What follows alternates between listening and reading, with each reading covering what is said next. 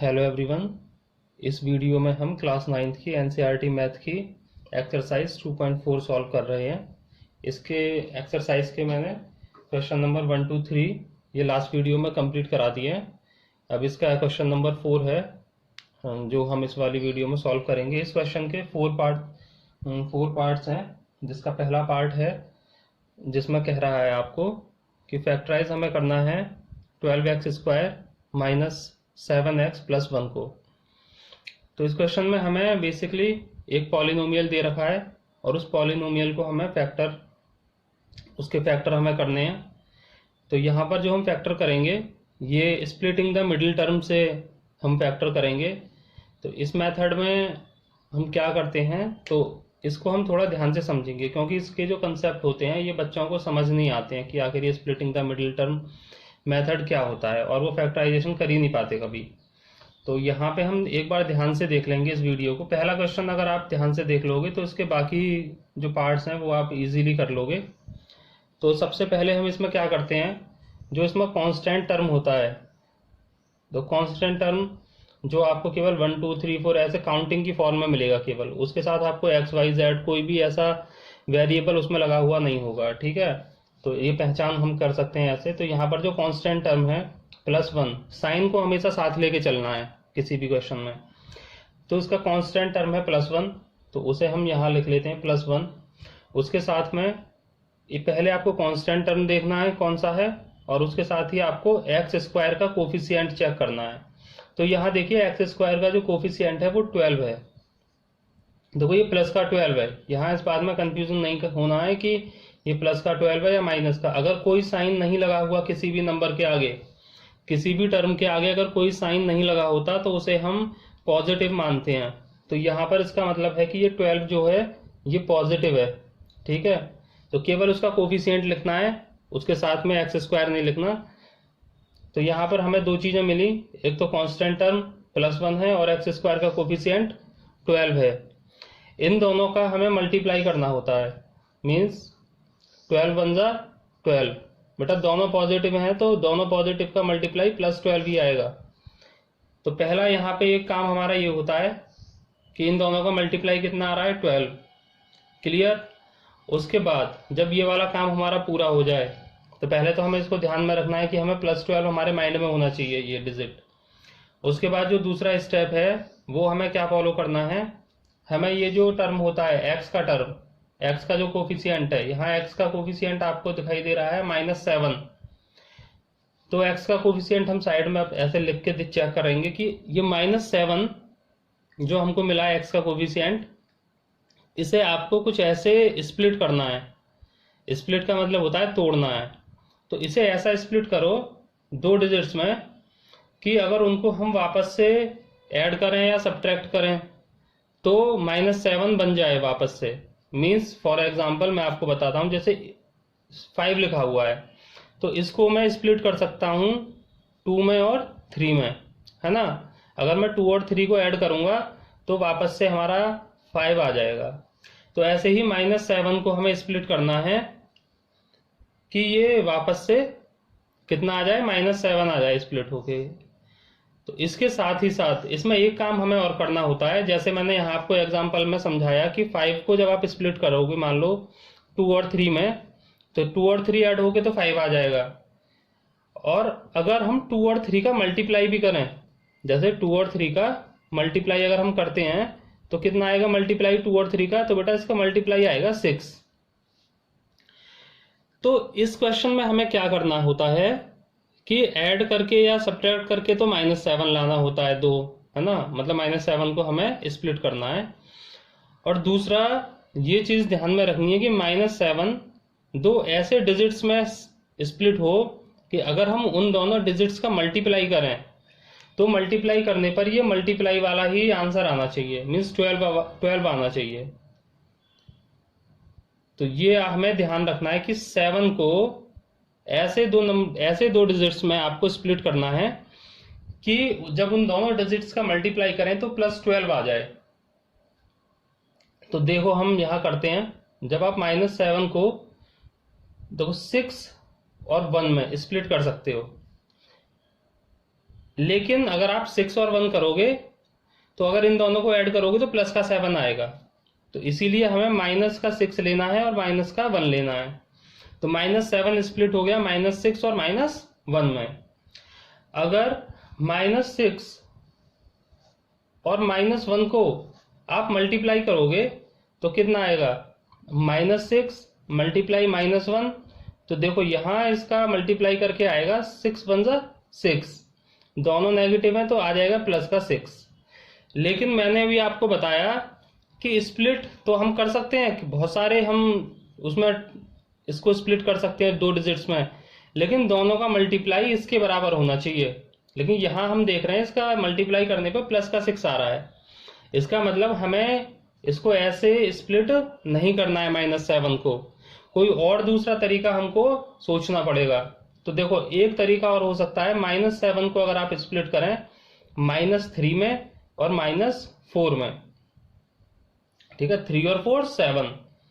अगर आप -3 और -4 का मल्टीप्लाई करोगे तो देखो 3 4 जा 12 और माइनस माइनस के दोनों साइन हो जाएंगे प्लस, तो मल्टीप्लाई करके 12 आ गया, मीन्स हमारा वाला से मैच कर रहा है ये।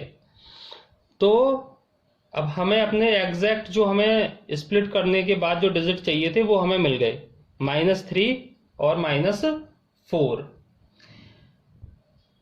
अब हम वापस से क्वेश्चन पे आते हैं। यहां लिखेंगे यूजिंग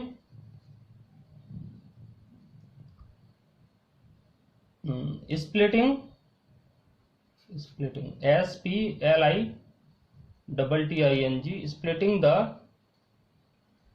मिडिल टर्म मेथड। ये सारा काम आप अपने रफ पे कर सकते हैं ना फाइंड करने के लिए। अब यहाँ क्या करना है, हमको पता चल गया कि इसको कैसे स्प्लिट करना है, तो उसको तुरंत हम क्या करेंगे, स्प्लिट करेंगे।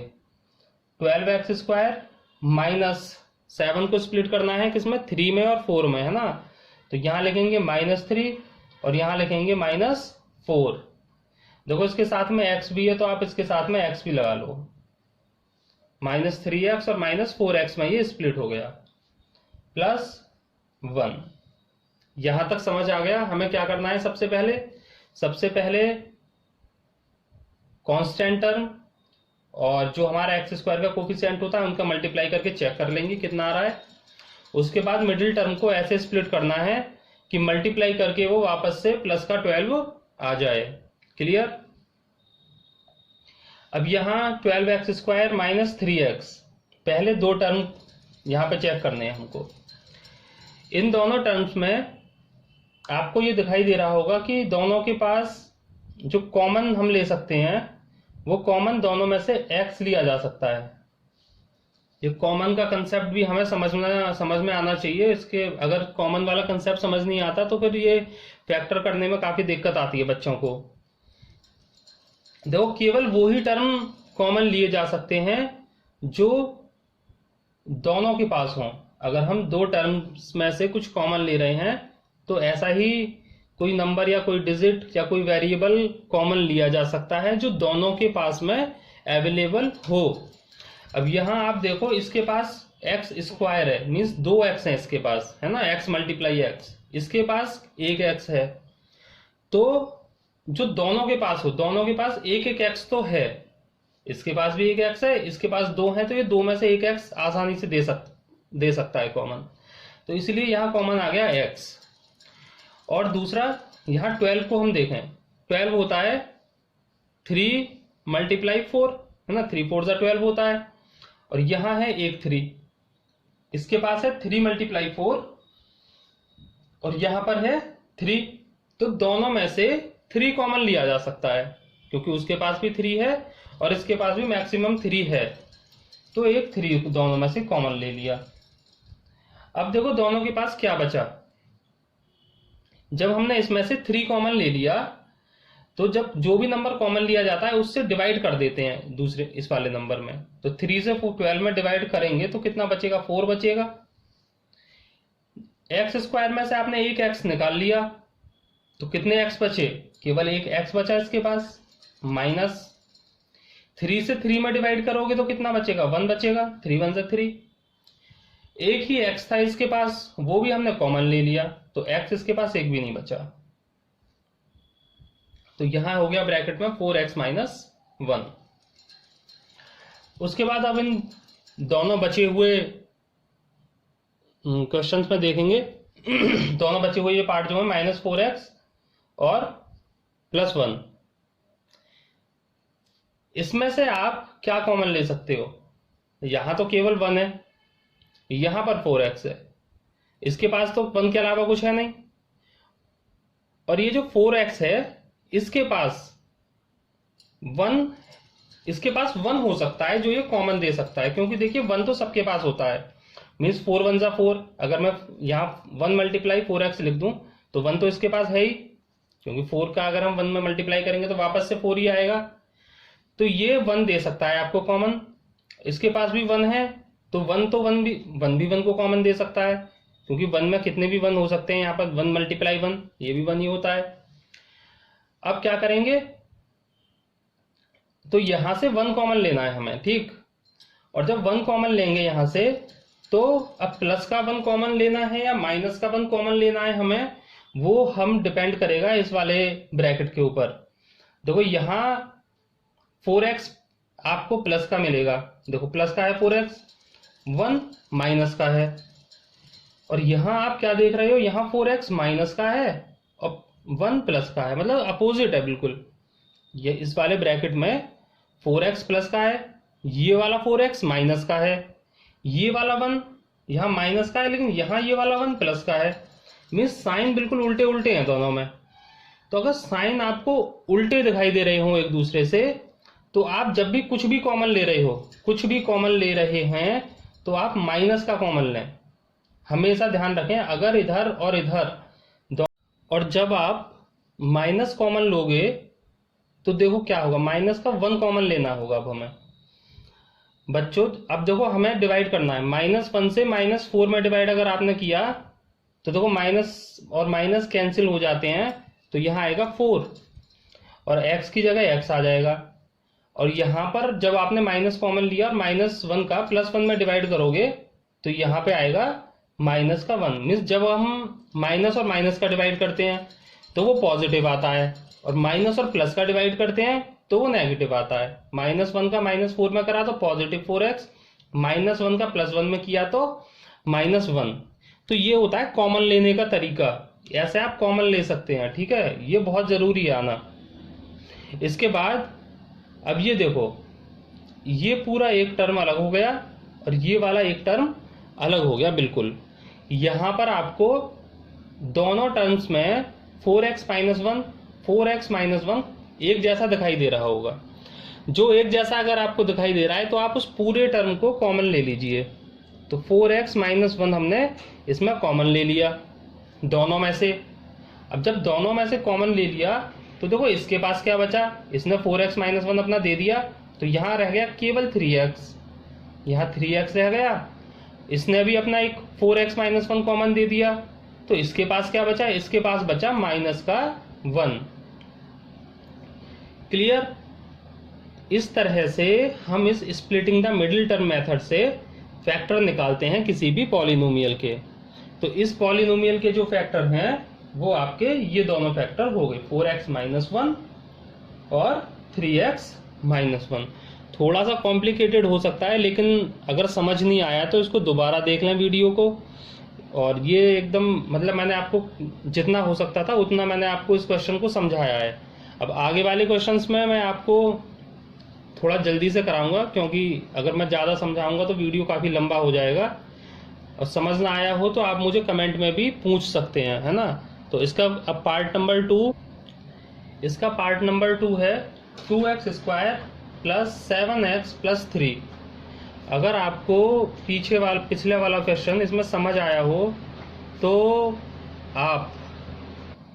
और आपको मेरा पढ़ाना अच्छा लगा हो तो प्लीज़ वीडियो को पूरा ज़रूर देखें, है ना। और इसको चैनल को सब्सक्राइब भी कर दें, शेयर भी कर दें अगर आपको अच्छा लगा हो तो, ठीक है ना। तो इसका पार्ट नंबर 2 हम कर रहे हैं। इसमें हम फैक्टराइजेशन करेंगे उसी वाले मेथड से, स्प्लिटिंग द मिडिल टर्म। तो लिखेंगे स्प्लिटिंग द मिडिल टर्म। अब हमें क्या करना है, सबसे पहले जो कांस्टेंट है वो लिखेंगे प्लस का 3, मल्टीप्लाई करेंगे उसके साथ एक्स स्क्वायर के कोफिशिएंट की, ये है +2, 2 3 = 6, प्लस का 6।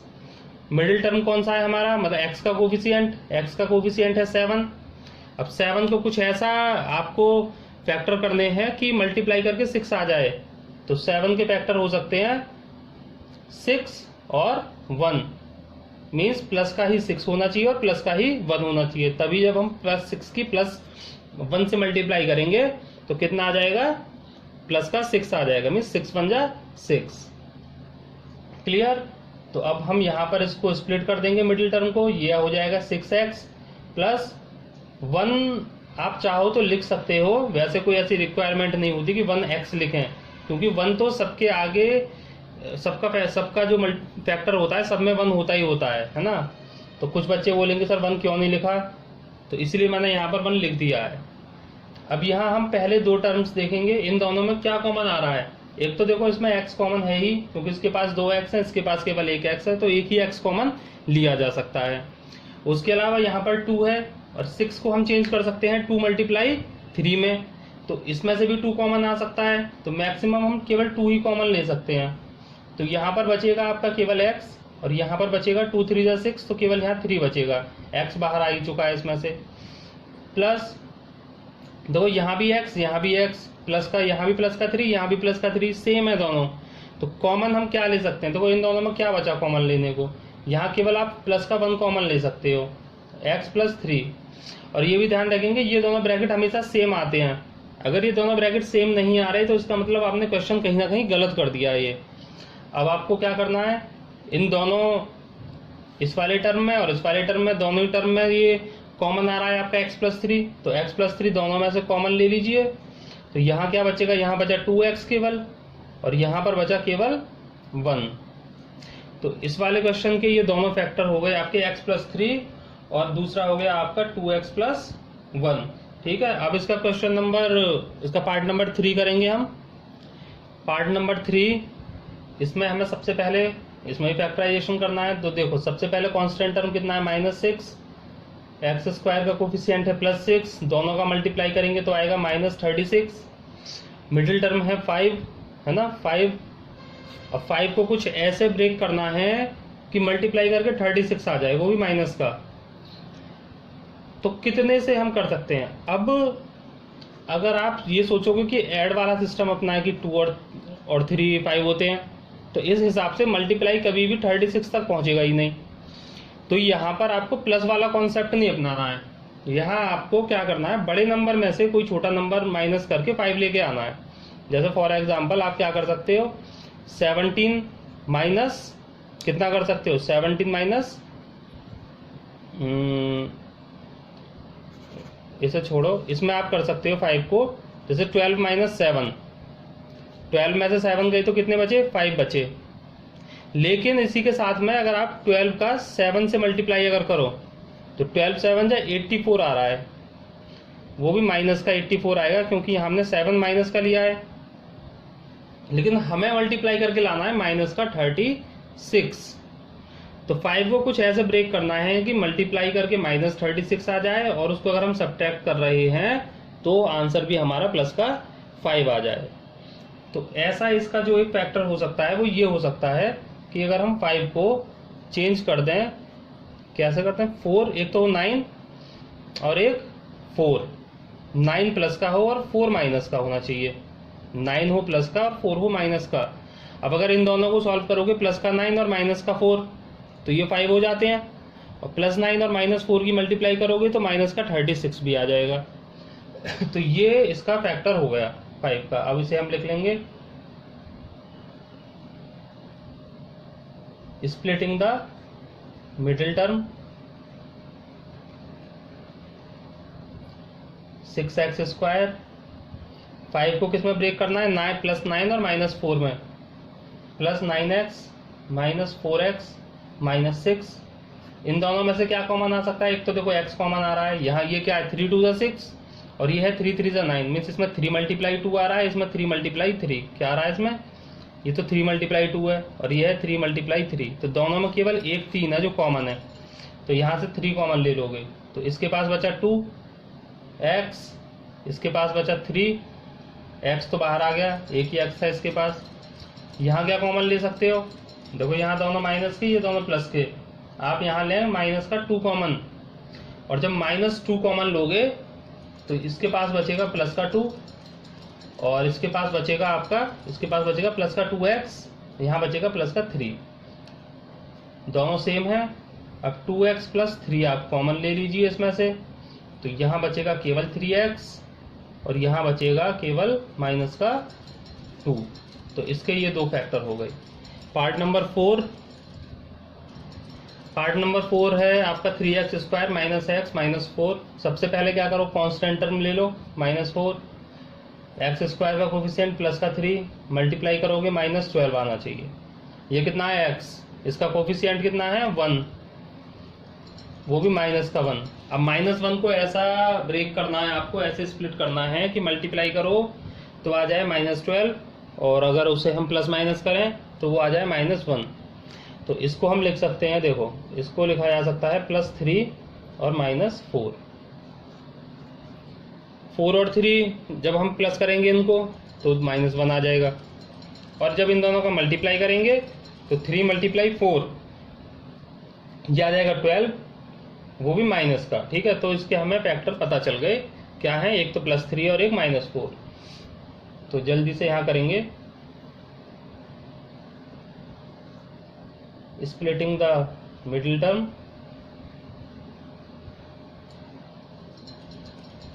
ये हो जाएगा 3x स्क्वायर,